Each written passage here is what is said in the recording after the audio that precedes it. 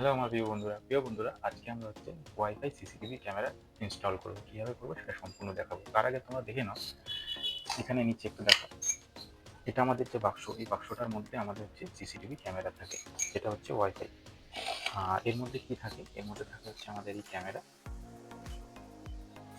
আর এই ক্যামেরাটা সঙ্গে থাকে পাশাপাশি একটা তোমার অ্যাডাপ্টার, আর তার সঙ্গে একটা কেবিল,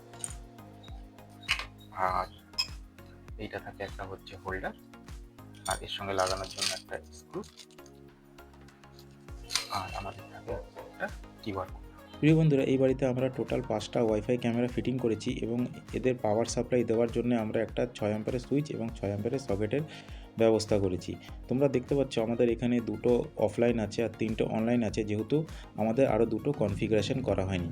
আর এইমাত্র আমরা যেই ক্যামেরাটা ফিটিং করলাম তার ভিউটা তোমরা এখন দেখতে পাচ্ছ, যেখানে আমরা left right up and down এবং জুম ইন এবং জুম আউট করছি।